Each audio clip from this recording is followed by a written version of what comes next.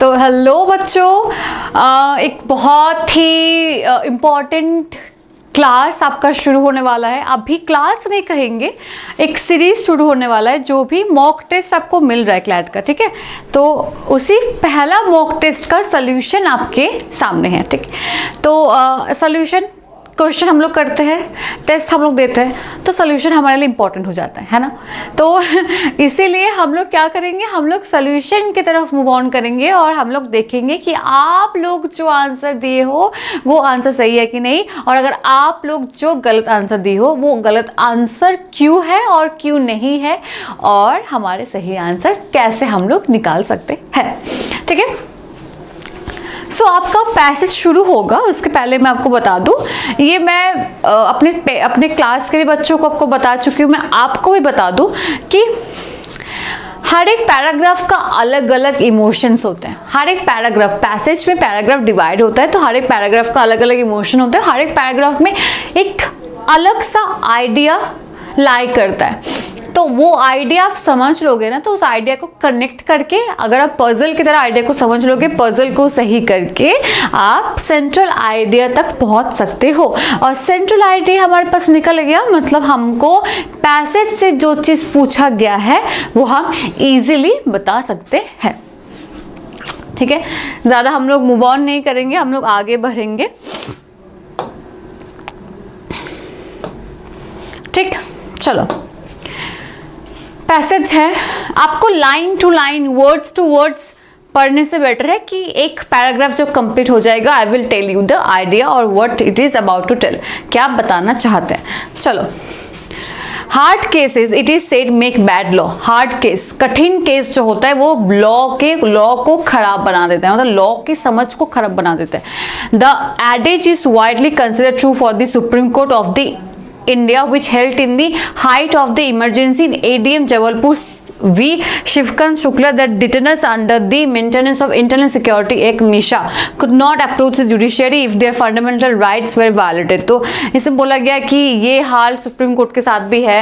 एक ADM है जबलपुर के, जो जिनका नाम है शिवकांत शुक्ला जी, तो वो काइंड ऑफ हो सकता है हमारे इंटरनल सिक्योरिटी एक्ट, ठीक है, इसके मतलब इसके अंदर उनको कोई दोष दिया गया है, तो वो उसमें जब्त हो गया है, and then he is not, वो प्रोसीड नहीं कर पा रहे कोर्ट में for the fundamental rights, okay.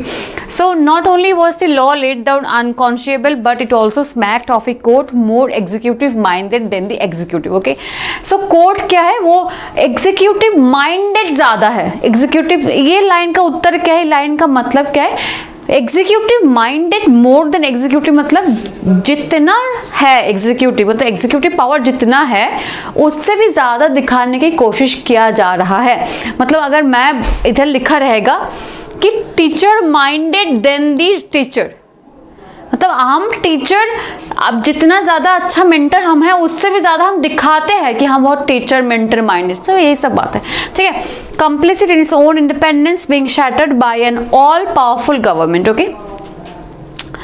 So deep has been the impact of this judgment that the Supreme Court's current activist avatar is widely viewed as having its genesis in a continuing need to atone। तो इसमें बोला गया है कि अभी के supreme court का जो जरिया है काम करने का, जो तरीका है बात करने का, अभी सुप्रीम कोर्ट को रियलाइज होना चाहिए कि वो क्या गलती कर रहा है या फिर गलती कर रहे हैं। रिपेरेशन होना चाहिए इस व्यक्ति को, ठीक है, एक व्यक्ति को, ठीक है। Now Atonement have created another. Expressions of such atonement have created another court made to measure, this time not to the measure of the government but rather the aggrandized self-image of some of its judges, okay.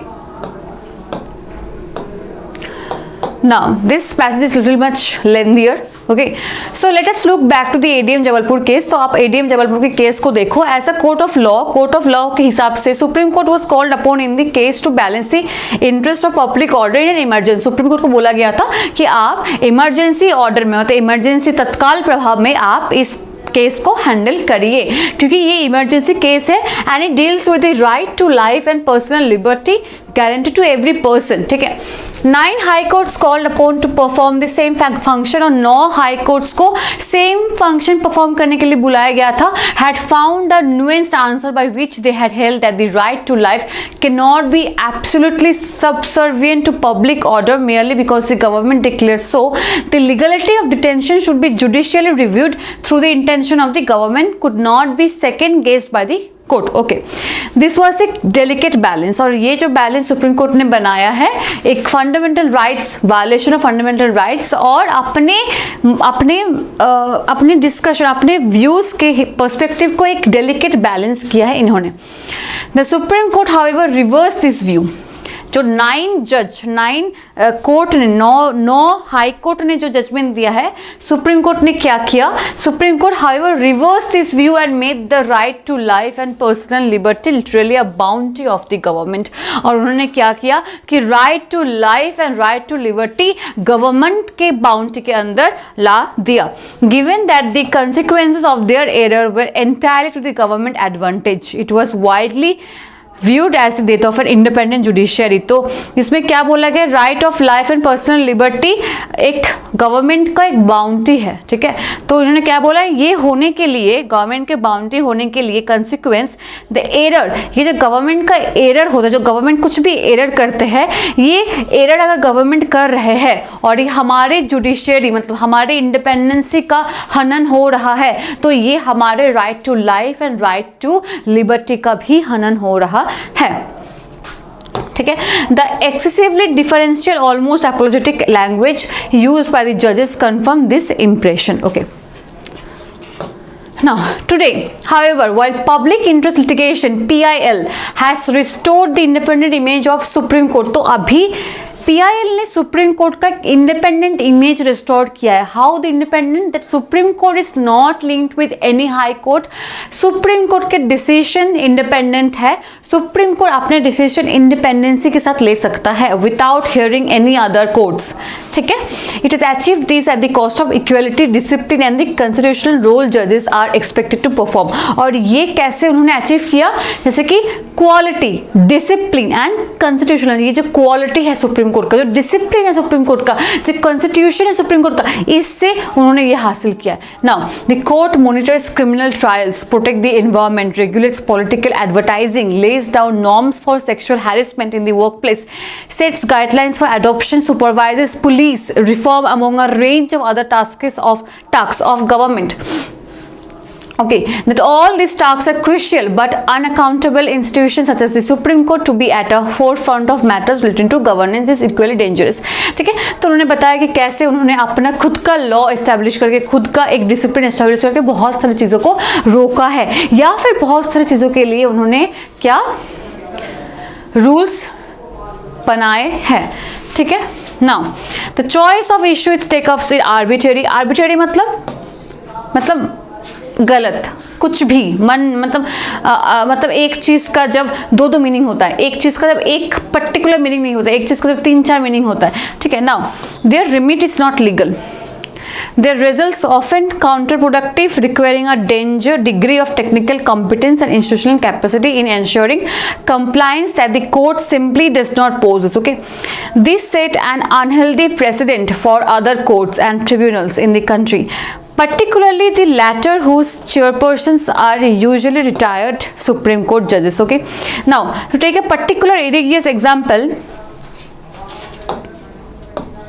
The National Green Tribunal, जो national green tribunal है, ठीक है, has banned diesel vehicles more than 10 years old in Delhi, ठीक है, and it reports are to believe in considering imposing a congestion charge for car as well, ठीक है। Now that neither of these are judicial function are being unjustly being usurped by tribunal that has far exceeded its mandate is evidence of the chain reaction Supreme Court activist avatar has set off across judicial spectrum। तो उन्होंने बताया कि कौन कौन से जरिए से कौन सा काम हो रहा है, किस चीज़ को सुप्रीम कोर्ट के अंदर नहीं है काम करना, किस चीज़ ग्रीन ट्रिब्यूनल के अंदर है, ये सब। Now, finally, the court's activism adds to massive backlog of regular case। अब क्या होता है कि कोर्ट, सुप्रीम कोर्ट जब हर एक चीज़ में घुसने की कोशिश करते हैं, ये जो कोर्ट एक्टिविज्म ज़्यादा बढ़ जाता है, तब कोर्ट के रेगुलर केस जो होता है, कोर्ट के रेगुलरिटी जो होता है वो मेंटेन नहीं हो पाता है, इसीलिए कोर्ट के पास बहुत सारे बैकलॉग्स रह जाते हैं, बहुत सारे केसेस का बैकलॉग रह जाता है, ठीक है। Now makes the Indian justice delivery mechanism okay slow, unreliable and inefficient for the ordinary litigant. और इस कारण जो ऑर्डिनरी लिटिगेंट होते हैं, जो हम जैसे मिडिल क्लास लोग होते हैं, जो ऑर्डिनरी पीपल होते हैं, उनको जस्टिस मिलने में बहुत समस्या आते हैं, उनका जस्टिस जो होता है वो स्लो होता है, अनरिलायबल होता है एंड इनएफिशिएंट होता है, ठीक है। Now as on March 1, 2015 there were over 61,000 cases pending in supreme court alone. तो मार्च 2015 में, ठीक है, सिर्फ और सुप्रीम कोर्ट में 61,000 केसेस पेंडिंग था because of the court activism, ठीक है। Now there were over 61,000 cases pending in supreme court alone, it might be worthwhile for the court to sit, okay, it is own house in order concomitantly with telling with wings the government how to do so, ठीक है। तो यही सब है।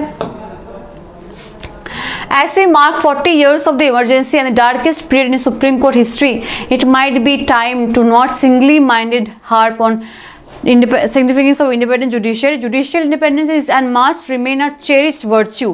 Okay, however, it would be blinkered to not confront newer challenges that damage the credibility of our independent judiciary today. Unpardonable delays and overwhelming judges taking on a mantle of national government by proxy.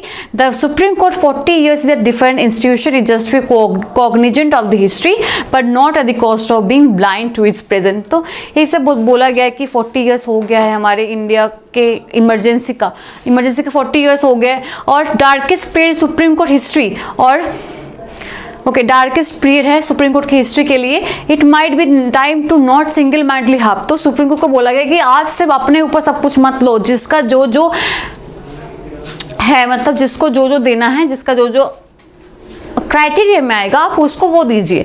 आप green tribunal का काम भी आप संभाल रहे हो, सब कुछ का काम आप संभाल रहे हो, तो आप कोर्ट के एक्टिविज्म के चक्कर में आप अपने काम जो है, अपने केस जो है उसको पेंडिंग छोड़ दे रहे हो, ठीक है।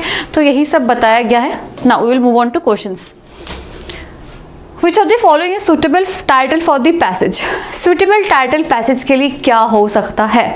Obviously अगर आप पैसेज को देखोगे तो an atonement gone too far, मतलब सुप्रीम कोर्ट को अटॉर्नमेंट करना चाहिए, या फिर जो अटॉर्नमेंट है वो होना चाहिए, रिपरेशन होना चाहिए, ठीक है। So A is the right answer.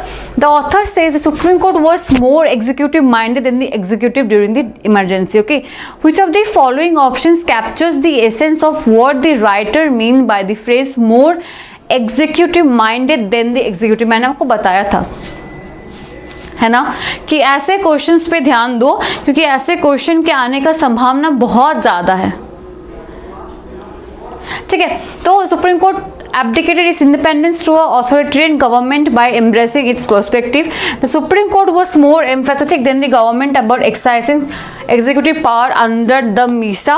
The Supreme Court reflected the unconscionable actions taken by government by upholding its laws.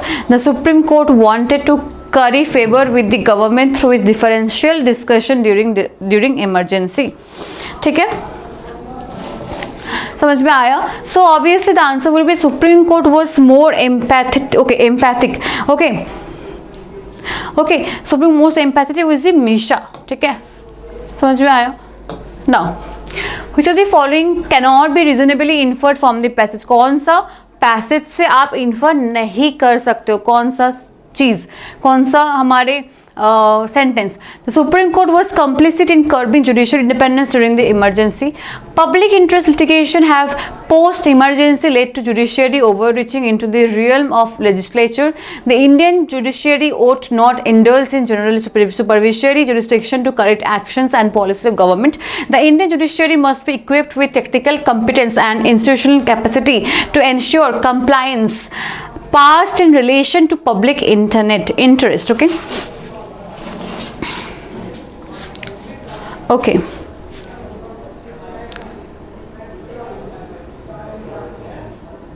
Okay. So what will be the answer? The Indian judiciary. Okay. Okay. The Indian judiciary must be equipped with technical competence and institutional capacity to, ये नहीं दिया गया था passage में क्योंकि already ये तो supreme court के पास है, ठीक है, ये बताया ही नहीं गया था। Now the word egregious in the passage means, जो एंग्रेजियस वर्ड है इसका मतलब क्या है? Okay, outrageous, flagitious, distinguished and errant. तो द एंग्रेजियस मतलब होता है डिस्टिंग्विश्ड, मतलब बहुत बढ़िया, बहुत बड़ा कोई। Which of the following is author list likely to agree with you, मतलब कौन से स्टेटमेंट के साथ ऑथर एग्री नहीं कर रहा है, ठीक है, कौन स्टेटमेंट के साथ? Okay, so it's C, adoption, police reform and environment issues are the remit of the judiciary. Now, ठीक है, फिर से आपका दूसरा पैसेज आ गया है, एक मिनट,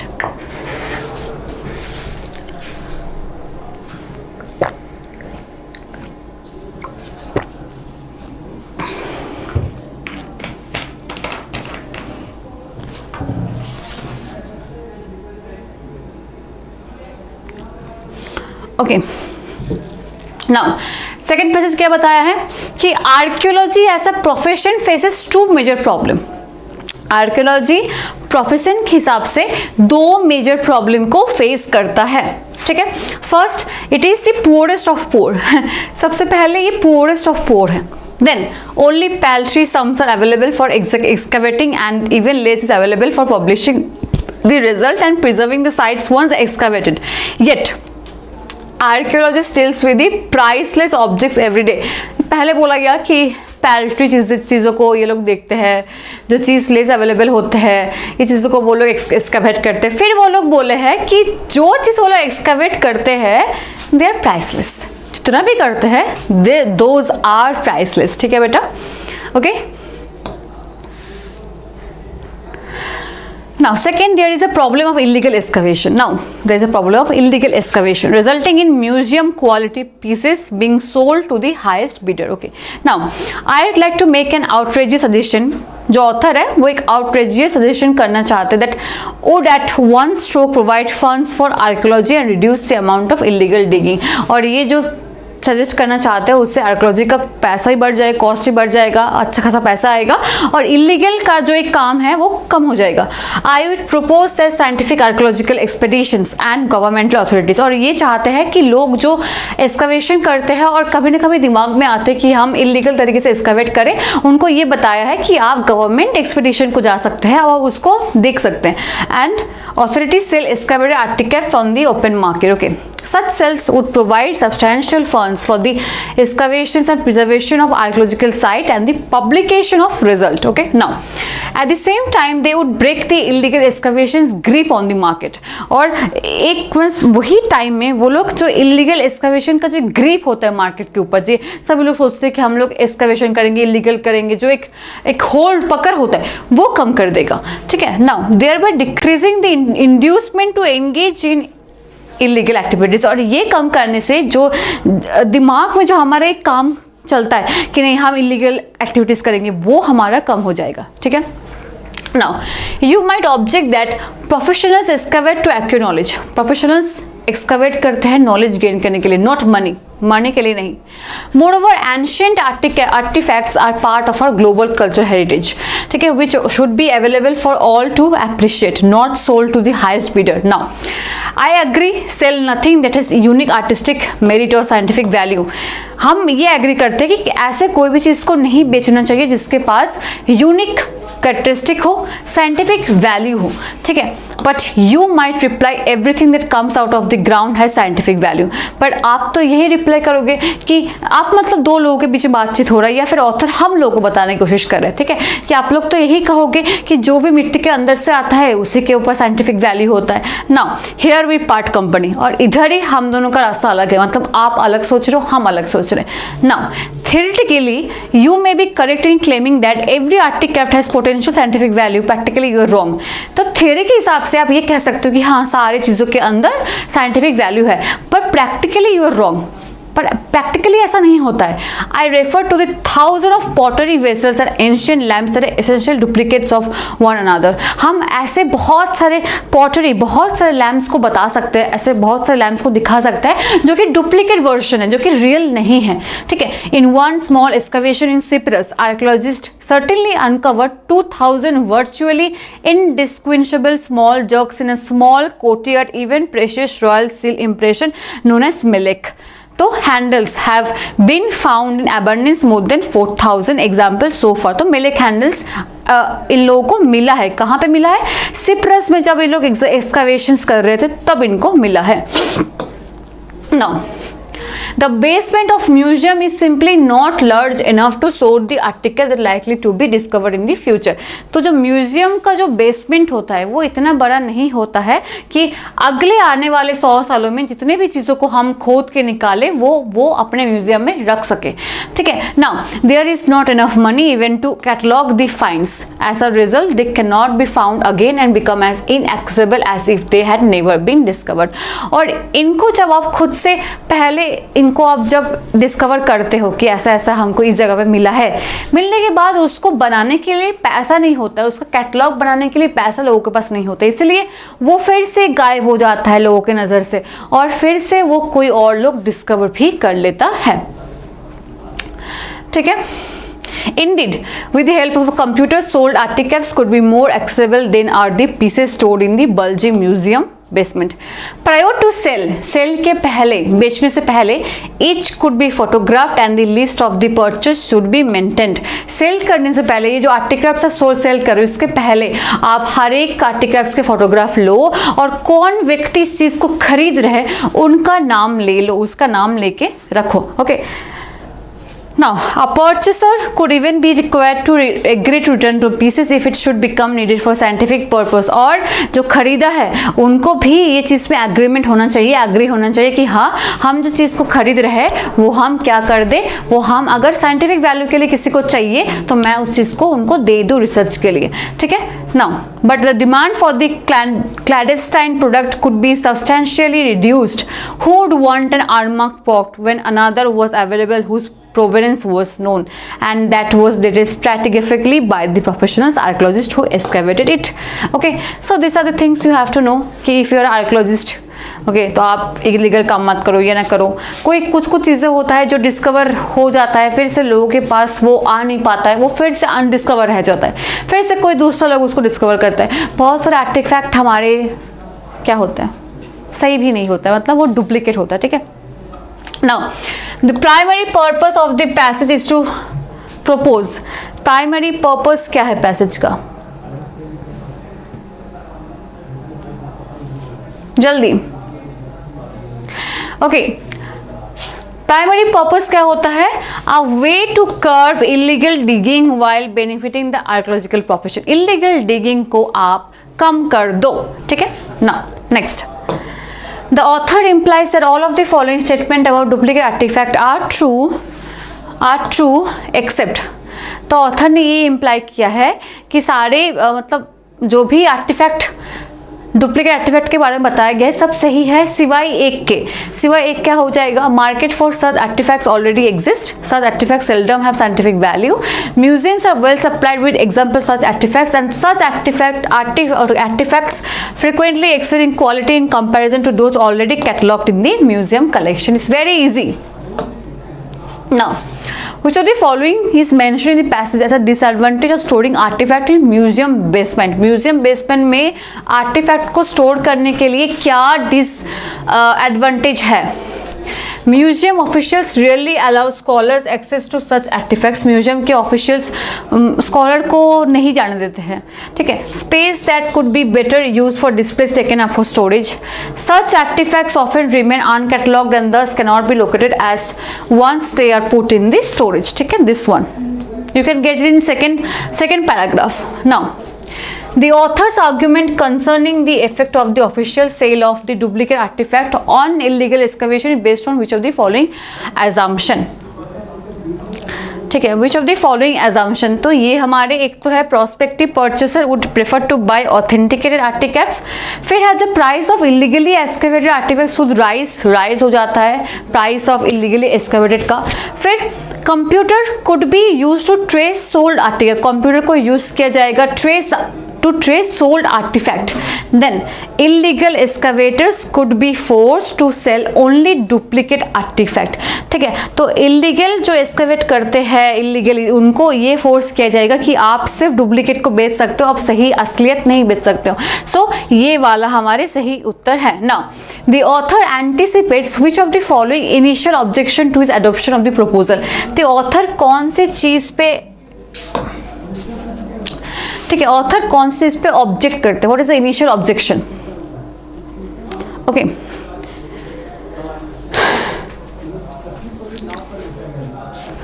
तो museum officials will become unwilling to pay artifact, okay, and oversupply of sellable artifacts will result and the demand for them will fall, artifact that would have been, ठीक है, artifact that would have been, okay, that would have been the displayed in public places will be sold to private collectors. Illegal excavators will have an even larger supply of artifacts for the resale, ठीक है, so the answer will be artifact that would have been displayed in public places will be sold to private collectors, ठीक है।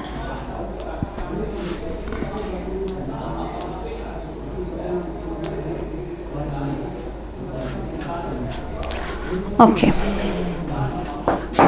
now we will move on to the third passage। तो हम brace ले ले 2 minute बस, okay, 2 second, okay.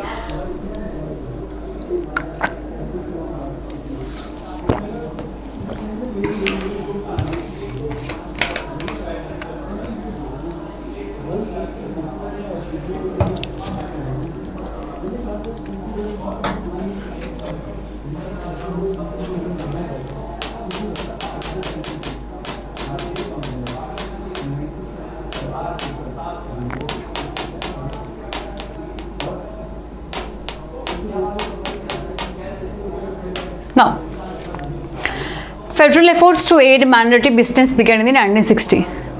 minority business जो है वो 1960 में शुरुआत हुआ था।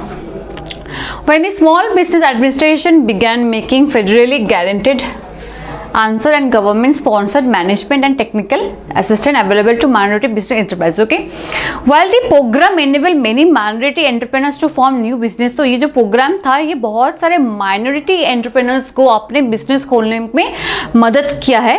The results were disappointing since managerial inexperience, favorable location and capital shortage led to high failure rates। पर जो रिजल्ट था बिजनेस फॉर्म करने के बाद बहुत डिसअपॉइंटिंग था क्योंकि मैनेजरियल इनएक्सपीरियंस बहुत कम था, अनफेवरेबल लोकेशंस था एंड कैपिटल शॉर्टेज था, लेड टू हाई फेलियर, बहुत फेलियर करा दिया।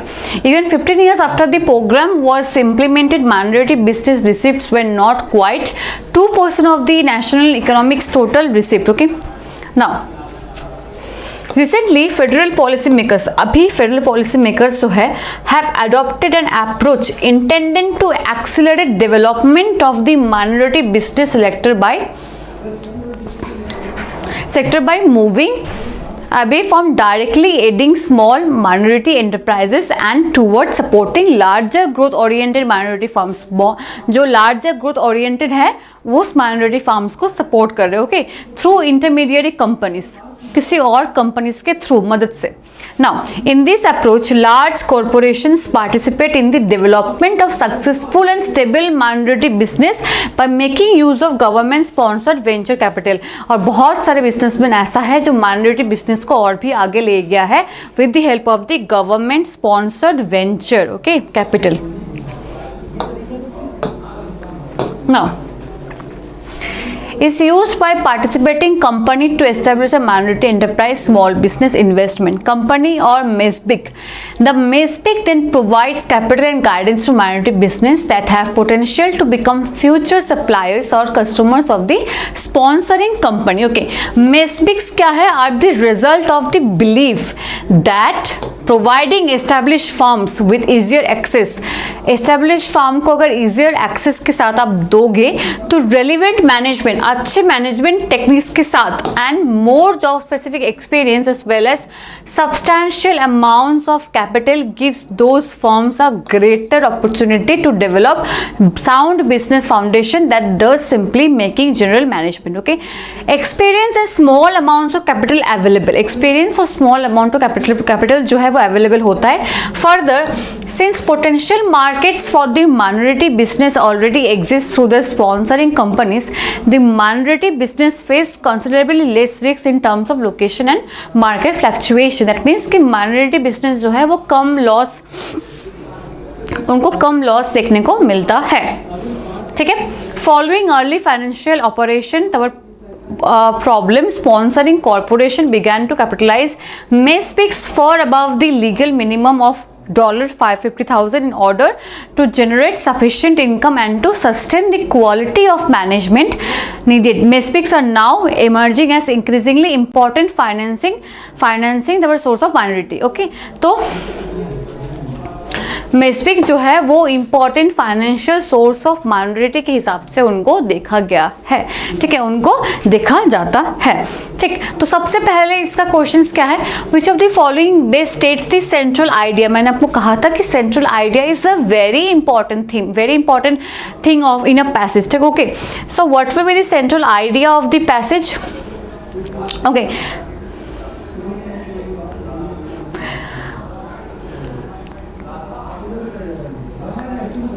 Okay, so what will be the central idea of the passage. Central idea हमारे हो जाएगा the use of MESBICs for aiding minority entrepreneur seems to have greater potential for success than does the original SBA approach. Okay, now according to the passage the MESBIC approach differ from the SBA approach in that MESBICs SBA approach और MESBIC approach कैसे एक दूसरे से differ करता है.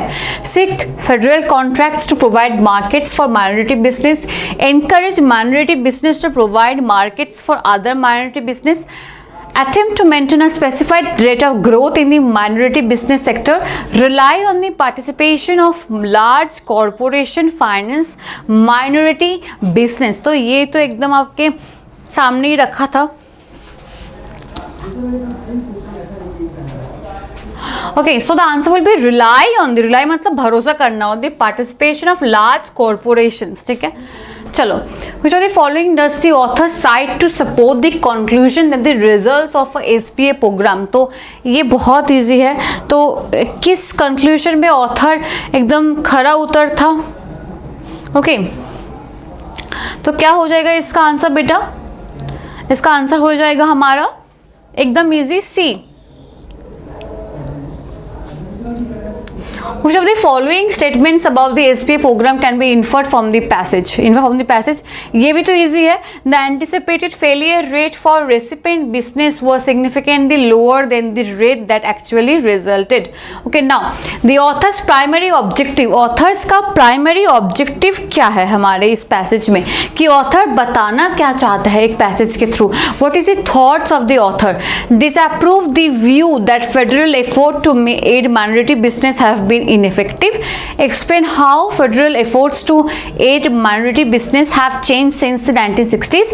Establish a direct link between the federal efforts to aid minority business made before the 1960s and those made in the 1980s.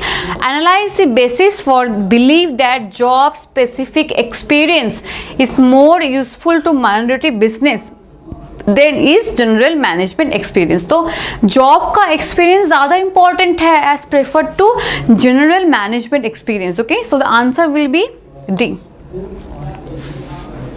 Okay, so answer will be D. चलो,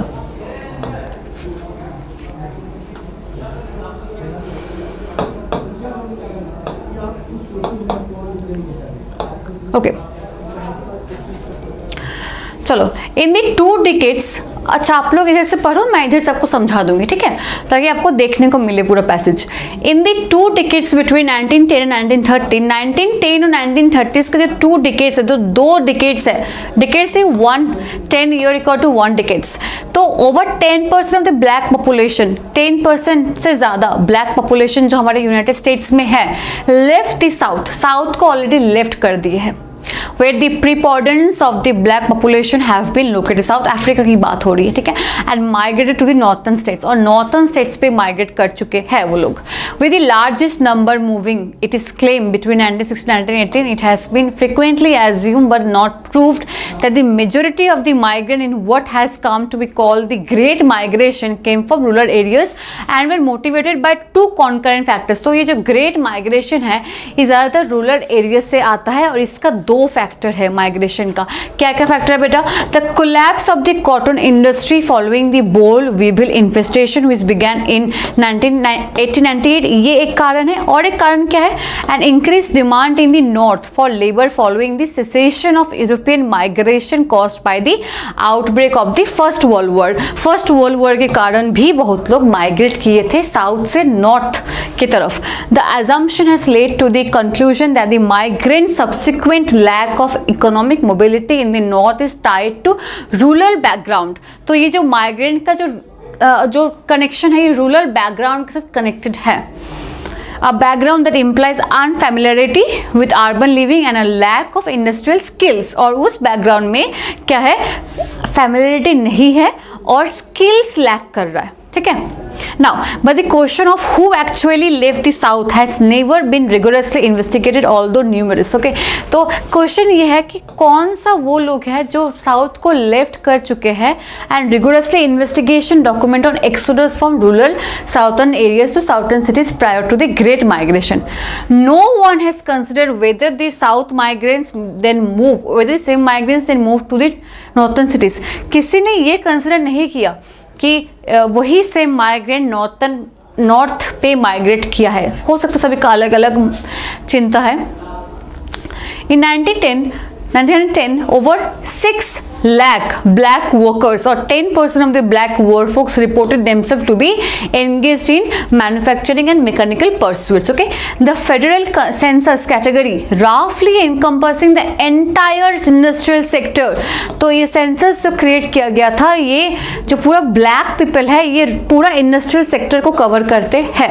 the great migration would easily have been made up entirely of this group and the family. तो ये great migration है basically south के लोग के साथ है, हमारे साउथ के लोग नहीं, पूरे देश के जो साउथर्न पार्ट है, साउथर्न अफ्रीका, साउथर्न अमेरिका, ये लोग की बात है, ठीक है. It is perhaps surprising to argue that an employed population could be notice to move, but an explanation lies in the labour condition prevalent in the south. Okay, about 35% of the urban black population in the south was engaged in skills trade. तो 35% of the black population in the south where engaged in the skilled trades. Some were from old artisan class, कुछ लोग old artisan class से थे. Slavery, blacksmith, masons, carpenters which had a monopoly of certain trades, but they were gradually being pushed out by competition. और इन लोगों को बाहर निकाला गया कंपटीशन के लिए, मैकेनाइजेशन के लिए और ऑब्सोलेंस के लिए. इन लोगों को बाहर धकेल दिया गया सारे ट्रेड्स से. The remaining 65% more recently urbanized worked in newly developed industries, tobacco and lumber. और जो व्यक्ति ग्रेट माइग्रेशन का हिस्सा नहीं था वो अभी अपने ही देश में, अपने ही बड़े बड़े इंडस्ट्री में they are working. Okay. Now, coal and iron manufacture and railroads wages in south, however, were low. और ये लोग इसमें काम कर रहे थे, पर जो साउथ के जो वेजेस थे बहुत कम थे. And black workers were aware through labour recruiters and the black press that they could earn more even as unskilled workers in the north. Okay, so black people जो थे वो इस चीज़ से बहुत जागरूक थे कि वो लोग अपने एरिया से ज़्यादा नॉर्थ एरिया में बहुत ज़्यादा काम कर सकते, even though they are unskilled. हो सकता है उनके पास स्किल ना हो, पर फिर भी वो लोग अच्छे से कमा सकते थे. After the boll weevil infestation, urban black workers face competition, okay, from the continuing influx of both black and white rural workers who were driven to undercut the wages formerly paid for industrial jobs. Thus, a move towards the north, okay, a move towards the north would be seen as advantageous to a group that was already urbanized and steadily unemployed and the easy conclusion trying their subsequent economic problem in the north to their rural background comes into question. तो उनके जो employment, उनके जो urbanization, इनको question किया जा रहा है कि अभी वो लोग कैसे है, किस जगह काम कर रहे हैं, ये सब कुछ क्वेश्चन किया, उनके माइग्रेशन को क्वेश्चन किया जा रहा है. ठीक है, समझ में आया सभी को? Okay, so now question, the author indicates explicitly that, okay, author ने बहुत अच्छे तरीके से क्या इंडिकेट किया, while following records that has been a source of information in her investigation. क्या उन्होंने क्या इंडिकेट करने की कोशिश किया है? Okay, so D, the federal census of 1980. चलो, in the passage the author anticipates which of the following as a possible objection to her argument. क्या पॉसिबल ऑब्जेक्शन, उनके आर्ग्यूमेंट का पॉसिबल ऑब्जेक्शन क्या हो सकता था? ठीक है, पॉसिबल ऑब्जेक्शन क्या हो सकता था? It is not likely that people with study jobs would have reason. एक मिनट,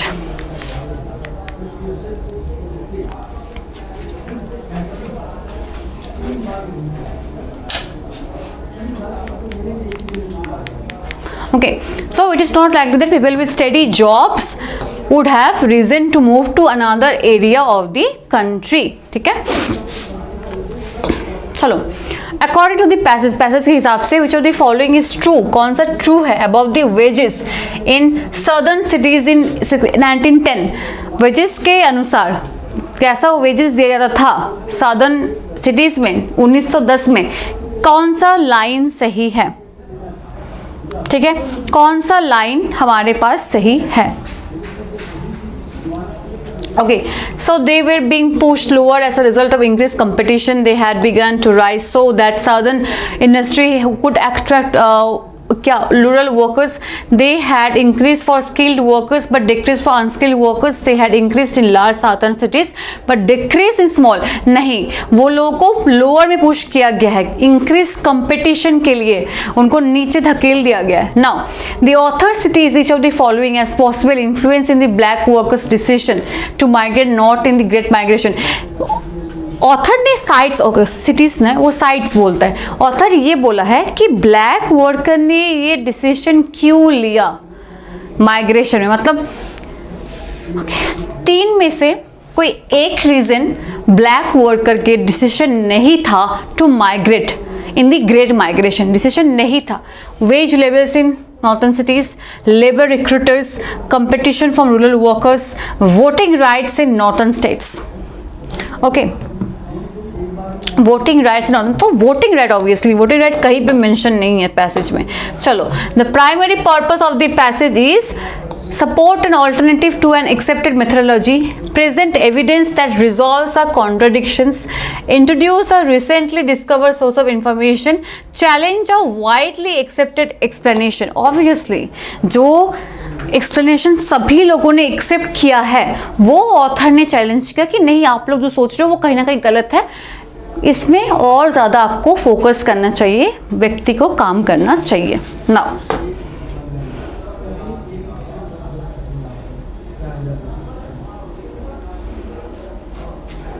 ओके, सो ये आपका पूरा पैसेज का डायरेक्शन है, कैसे आपको पैसेज को पढ़ना है. Now this one is the question. There is a curious new reality, एक नया रियलिटी है. Human contrast is becoming a luxury good.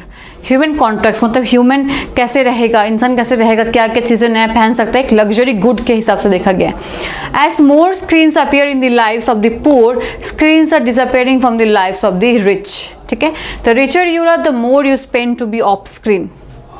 ठीक है, ज़्यादा रिच आप हो तो आप पे करते हो कि आप ऑफ स्क्रीन में रहो. ठीक है, the joy at least at first of the internet revolution was it democratic nature. Facebook is the same Facebook whether you are rich और पुअर. फेसबुक सेम है सभी के लिए, आइदर तुम रिच हो या फिर तुम पुअर हो. Gmail is the same Gmail and it's all free. There is something mass market and unappealing about that. And as studies shows, the time on this advertisement support platform is unhealthy. और ये जो platform है ये unhealthy है.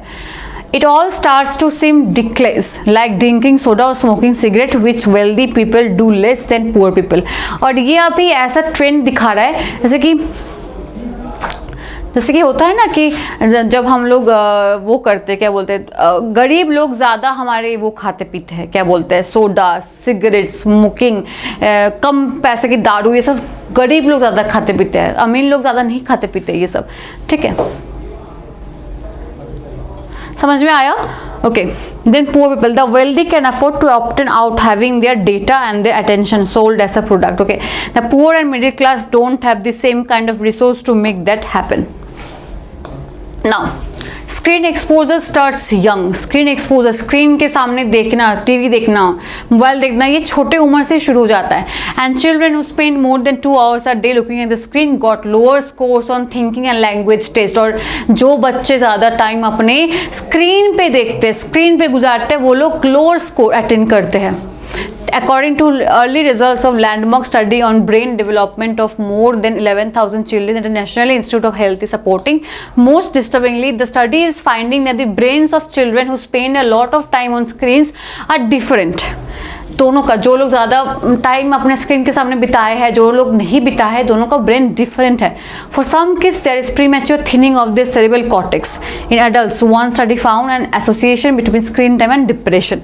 तो adult में screen time और depression के साथ लिंक है. Now tech companies worked hard to get public school to buy into programs that require schools to have 1 laptop per student, arguing that it would better prepare children for their screen-based future. But this idea isn't how the people who actually build this screen-based future raise their own children. तो इन्होंने ये बोला कि आप लोग जो laptop बेचने वाले कंपनी है, बड़ी बड़ी टेक्निकल कंपनियां हैं, तो वो लोग अपने स्कूल को राजी कराते हैं, बहुत सारे स्कूलों को, कि आप लोग लैपटॉप खरीदो, बच्चे के लिए सही है, बच्चे के लिए, आप बच्चे फ्यूचर के लिए सही है. पर जो लोग इस लैपटॉप को बनाए हैं वो अपने बच्चों को किसी और तरीके से रेज करते हैं, क्योंकि उनको पता है कि एक्चुअल लैपटॉप से आंखों में क्या हार्म हो सकता है. Okay, now in Silicon Valley, time on screens is increasingly seen as unhealthy. Here, the popular elementary school is the local Waldorf school, which promises a back to nature, nearly screen-free education, so as wealthy kids are growing up with. Now, wealthy kids, जो rich kid होते हैं, वो screen time के साथ नहीं जी रहे हैं. Poor kids are growing up with more. How comfortable someone is with some human engagement could become a new class marker. Human contact is of course not exactly like organic food. Human contact एक organic food के ऐसा नहीं है. But with screen time, there has been a concerted effort on the part of Silicon Valley behemoths to confuse the public. The poor and the middle class are told that screens are good. Poor और middle class को ये बताया जाता है कि नहीं, screen अच्छा है, phone देखो, and important for them and the children. There are fleets of psychologists and neuroscientists on staff at big tech companies working to hook eyes and minds to the screen as fast as possible and for as long as possible. ठीक है? Now, and so human contact is rare. There is a small movement to pass a right to disconnect. There is a small movement, एक small movement था जो right to disconnect था, movement था, एक bill था which would allow workers to turn their phones off. जो कि worker को, जो लोग काम करते हैं, वो लोग अपने फ़ोन को स्विच ऑफ कर सकते हैं, ऐसा उनको अलाउ किया जाए. But for now a worker can be punished for going offline. और अभी वर्कर को पनिश किया जाएगा कि आप क्यों फ़ोन बंद किए हो एंड नॉट बीइंग अवेलेबल, क्यों अवेलेबल नहीं थे. There is also the reality that in our culture of increasing isolation in which so many of traditional gathering places and social structure have disappeared, screens are filling a crucial void. तो अभी हमारे ज़माने में जहाँ पे बहुत सारी चीज़ें हमारे जीवन से चला गया, सोशल गैदरिंग, फेस्टिवल, स्क्रीन जो है वो जगह को फुलफिल कर लिया है. वो जो खाली जगह बन गया है हमारे जीवन में, वो स्क्रीन ने फुलफिल किया, स्क्रीन ने टेक प्लेस किया. ठीक है. Now, question number 21. The author is least likely to argue with the view that increase in screen time is fueled by the fact. Least likely मतलब होता है author जिस बात पे राजी नहीं होता है. ठीक है. ओके, ऑथर इस बात पे राजी नहीं होते, तो इसका उत्तर एकदम हो जाएगा हमारा with following cost people are streaming more content. ये तो एकदम नहीं था, कंटेंट का तो था ही नहीं. The author claims that Silicon Valley tech companies have tried to confuse the public. Silicon Valley tech companies जो है वो पब्लिक को कंफ्यूज करना चाहे, पर किस तरीके से कंफ्यूज करना चाहे,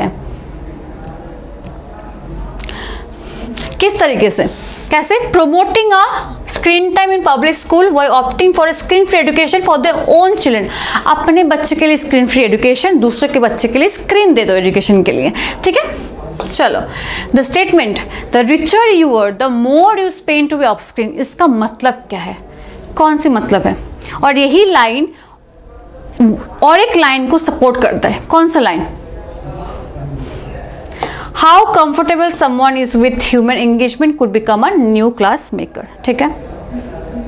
now which of the following statement about the negative effect of screen time is the author least likely to endorse? सब कौन सा सेंटेंस है जो नेगेटिव स्क्रीन टाइम के लिए है, जो ऑथर लेस एंडोर्स करता है, कम एंडोर्स करता है? तो which one will be the answer? It is design to be addictive, ये डिज़ाइन किया गया है नशे के लिए, एडिक्टिव के लिए, एडिक्शन के लिए। It is shown to have adverse effect of young childrens learning, ये यंग चिल्ड्रंस लर्निंग के ऊपर एडवर्स इफेक्ट दिखाते, खराब इफेक्ट दिखाते हैं। It increase human contact as it fills an isolation void, ठीक है, ये ह्यूमन कॉन्टैक्ट को बढ़ाता है क्योंकि वो एक आइसोलेशन फॉइल को, वॉइड को फील करता है। ह्यूमन ज़्यादा स्क्रीन को देखता है क्योंकि वो सोशल गैदरिंग से दूर भागता है, ठीक है, तो इसलिए वो जो खाली जगह है वो मोबाइल की स्क्रीन भर लेता है। It can cause depression in viewers, और ये व्यूअर्स में डिप्रेशन बना सकते हैं, डिप्रेशन खड़ा कर सकते हैं। तो what will be the answer? It increases human contact as it feels an isolation void, human contact क्योंकि ये आइसोलेशन वॉइड को फील करता है, ठीक है। C will be the right answer. And we have no more question, we have done with our 24 question. CLAT का यही हमारे पैटर्न है, पिछले बार 2024 पैटर्न चेंज हो गया था, changes from the past previous year question from 24 question. तो 24 question अभी आपको आएगा, आप 24 क्वेश्चन आप इंग्लिश में करेंगे, यही आपका पैटर्न रहा है, अभी तो पैटर्न चेंज हुआ नहीं है अभी तक, ठीक है। तो पिछले ईयर के पैटर्न के जैसा आपको चलना है, ऐसे ही चलना है। खैर आगे भी हम ऐसे ही मॉक टेस्ट का सोल्यूशन करेंगे, और तब तक आप लोग अच्छे से रहो। Have a nice day, take care, bye bye.